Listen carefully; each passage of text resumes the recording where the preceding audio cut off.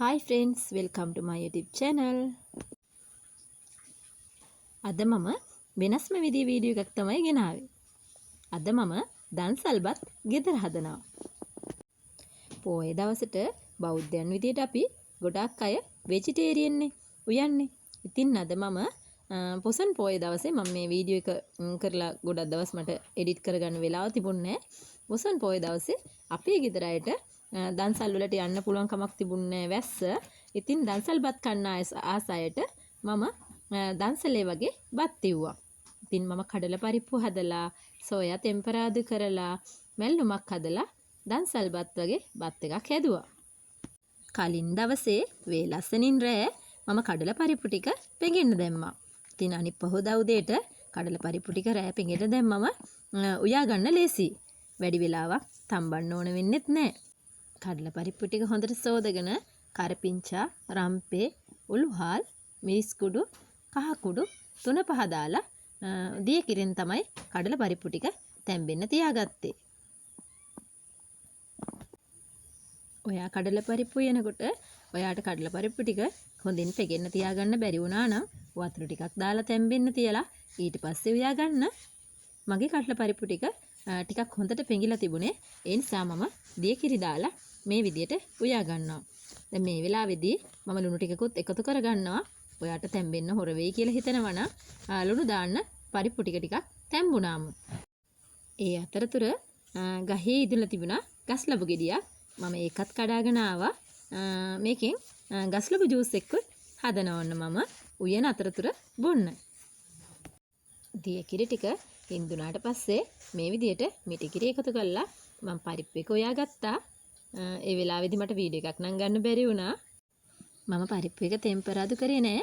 ඔයා කැමති නම් සුදු ලුණු ටිකක් අබ ටිකක් දාලා මේ පරිප්පු ටික ටෙම්පරාදු කරගන්න පුළුවන්. එතකොට තවත් රසයි. මම කෑම වලට සුදු ලුණු එකතු කරන්නේ නෑ. මොකද මගේ බව්ව පැටව මේ කෑම කන නිසා. එයාලට සුදු ලුණු අගුණයිනේ. ඊළඟට මම අගුණ කොළ ටිකත් හොඳට හොදලා තෙත බේරගෙන මේ විදියට පොඩියට කපා ගත්තා. අමු ඉරිස් ටිකක් ලුණු ටිකක් දහි ඇඹුල් ටිකක් යහමින් දාලා ලුණු ටිකක් දාලා මේ විදියට පොල් මැල්ලුම හදාගෙන ඒකට අගුණ කොළ ටික කලවම් කරලා ගොඩක් පොඩි කරගන්න නැතුව මේ විදියට අගුණ කොළ සම්බෝලෙකුත් ටක් ගාලා හදාගත්තා. ඉතින් අගුණ කොළ හදනකොට පොඩි අය ආසාවෙන් කනවා.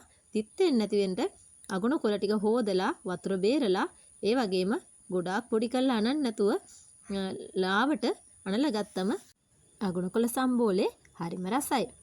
ඊළඟට මම සෝයා ටිකක් පෙඟෙන්න තියලා තිබුණේ. මට පොඩි මෙතනදී මිස්ටේක් එකක් වුණා. අගුණ කොළ සම්බෝලේ මේ සියල්ලම හදලා ඉවරලා අන්තිමට හදා ගන්නවා නම් ගොඩක් හොඳයි. සෝයා ටික වතුරෙන් මිරිකලා අරගෙන ආපෞසරයක් හොදලා අරගත්තා. අරගෙන 3-5 ලුණු, කහ, උළුහාල්, මිරිස් කුඩු ටික මේ සියල්ල එකතු කරලා ඒ ටික මම පැත්තකින් තියාගෙන ඊළඟට තෙල් ටිකක් රත් වෙන්න තියලා මේ විදියට ලුණු, කරපිංචා, රම්පේ ඒ වගේම අමු මිරිස් ටිකක් දාලා මේ විදියට මම ටෙම්පරාදු කරගත්තා. ඊළඟට මේ ටෙම්පරාදු කරගත් එකට මම සූදානම් කරගත්ත සෝයා ටිකක් දාලා හොඳින් කලවම් කරගත්තා.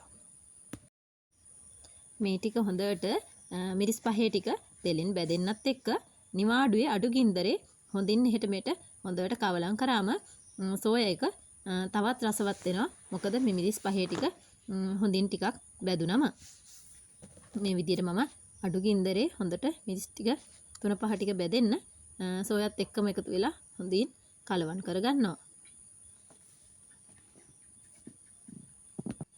ඔයත් පොයේ දවසට මේ විදියට වෙජිටේරියන් කෑම හදන කෙනෙක් නම් කමෙන්ට් එකක් දාන්නකෝ. අද මම මේ කෑමකට සෝයා සෝස්, තක්කාලි සෝස් ඒ කිසිම දෙයක් එකතු කරගන්නේ නැහැ. සෝයා එකටත් තක්කාලි නෙමෙයි මම දාන්නේ. සියඹලා බීක දෙකක් තමයි මම දිය කළා දාගත්තේ.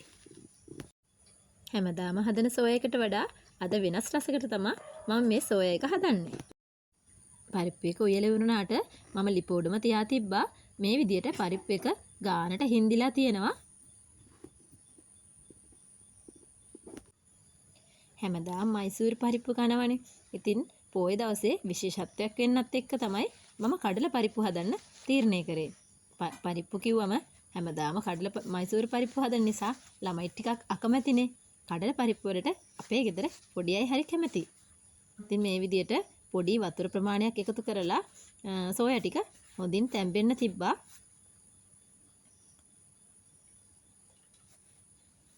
සෝයා ටිකක් තැම්බීගෙන එනකොට මම සීනි පොඩි ප්‍රමාණිකුත් එකතු කරගන්නවා. අද මම මේ කෑම වේල හැදුවේ හැමදාම හදනවා වගේ නෙවෙයි වෙනස් රසයක් එන්න. මොකද ළමයිට දන්සලෙන් කනවා වගේ ඒ ෆීලින් එක ඒ විදියටම දැනෙන්න. ඉතින් මේ විදියට පරිප්පු හින්දලා උයලා කඩල පරිප්පු හින්දලා උයලා සෝයා තෙල් දාලා අකුණු කළ සම්බෝල හදලා රස කෑම වේලක් හැදුවා. ඔයත් මේ වගේ කෑම වේලක් හැදුවම කමෙන්ට් එකක් දාන්නකෝ. ළමයිට හැමදාම එකම විදියට කෑම හදලා දුන්නම එපා වෙනවනේ. ඉතින් මම ඉඳලා හිටලා මේ වගේ වෙනස් දේවලුත් කරනවා. මම හිතනවා මේ වීඩියෝ එකෙන් ඔයාට යම් දැනුමක් ප්‍රයෝජනයක් ලැබෙන්නේ නැති කියලා. ඔයා තවම මගේ channel එක subscribe කරලා නැත්නම් දැන්ම subscribe කරන්න. ඔයාගේ යාළුවන්ටත් share කරන්න. ඔයාගේ වටිනා අදහස් comment කරන්න. අලුත් වීඩියෝ එකක් අරගෙන ආයෙත් එන්නම්. මම චමිලා